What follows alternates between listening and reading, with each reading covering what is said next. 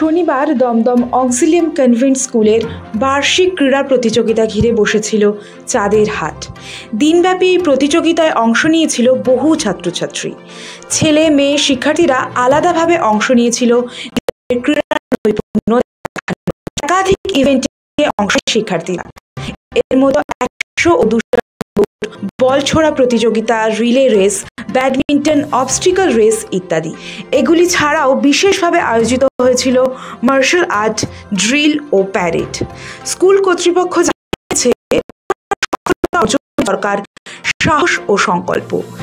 এই বার্তাটিকে সামনে রেখেই এবছর এই ক্রীড়া প্রতিযোগিতার আয়োজন করা হয়েছে। তারা জানিয়েছেন, বার্ষিক ক্রীড়া প্রতিযোগিতায় মার্শাল আর্ট, ড্রিল ও প্যারেডকে যুক্ত করার পিছনে শিক্ষার্থীদের সামাজিক ও মানসিক বিকাশকে সুদৃঢ় করতে চেয়েছেন।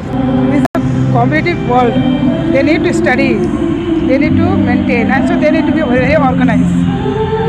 They have to study to come to the level of the standard.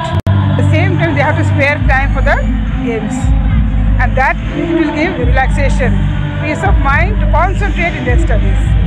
Martial art প্রসঙ্গে তারা বলেন, এটি শিক্ষার্থীদের বিপদের সময় নিজেকে রক্ষা করতে এবং আত্মবিশ্বাসী হতে সাহায্য করবে।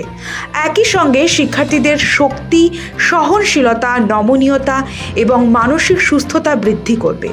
পাশাপাশি ড্রিল ও প্যারেডের উদ্দেশ্য হল শিক্ষার্থীদের কঠোর শৃঙ্খলা ও আনুগত্য তৈরি করা, শিক্ষার্থীদের শারীরিক সক্ষমতা বাড়াতে এবং শরীরকে প্রস্তুত করতে শিক্ষার্থীদের এই প্রশিক্ষণ বলে জানানো হয়েছে। এরই পাশাপাশি ভারতের প্রাক্তন শুটার জয়দীপ কর্মকার ফের একবার তরুণ সমাজকে সচেতন হওয়ার পরামর্শ দিয়েছেন। নিয়মিত খেলাধুলা এবং শরীরচর্চার মাধ্যমে শরীরকে সবল রাখার কথা বলেছেন। আমাদের ইউথ সবচেয়ে বেশি পৃথিবীতে জনসংখ্যা আমাদের ইউথের এই দেশে, তো এটা কিন্তু পরবর্তীকালে গিয়ে আমরা যদি লেজি হয়ে যাই, ব্রেন থেকে আমরা শারীরিকভাবে লেজি হয়ে যাই, চ্যালেঞ্জিং না হই, তাহলে কিন্তু আগামী দিনে আমরা কিন্তু এই অ্যাডভান্টেজটা রাখতে পারবো না। এটার জন্য খুব প্রয়োজন আমাদের এখনকার সমাজকে সচেতন হওয়া যে খেলাধুলো কিন্তু বিশাল দুঃখের বিষয়। এখনও অলিম্পিকে দেখতে গেলে আমরা গুটি কয়েক মেডেল পাই। আমরা হয়তো অলিম্পিক হোস্টের কথা বলছি, কিন্তু আমাদের সেই জায়গায় আসতে গেলে কিন্তু প্রচণ্ড খাটতে হবে আমাদেরকে, আপনাদেরকে, বাচ্চাদেরকে, সবাইকে খাটতে হবে।